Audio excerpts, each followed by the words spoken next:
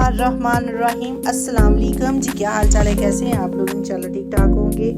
यहाँ पे मैं बना रही हूँ टीने गोश्त। तो ये मैंने प्याज लिए हैं 2 अदद और 2 चम्मच मैंने अदरक लहसुन के लिए हैं।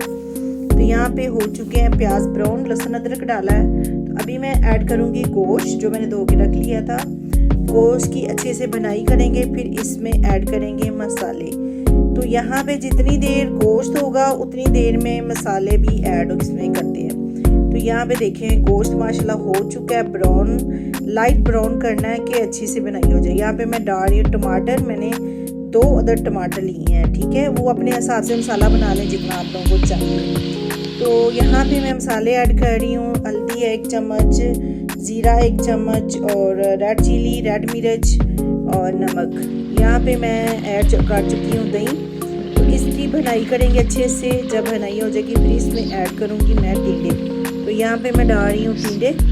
तो ये देखिए, ये मैंने आधा किलो टींडे लिए थे, तो इसमें मैंने ऐड कर दिए हैं। माशाल्लाह से कितने अच्छे लग रहे हैं। बनाइएगा ज़रूर, ट्राई कीजिए। ये मौसम है, फिर ये चले जाएंगे, बेमौसमे हो जाते हैं, तो वो चीज़ टेस्ट नहीं देती जो चीज़ मौसम में देती है। अपना ख्याल रखिएगा। कल मिलते हैं नई वीडियो के साथ।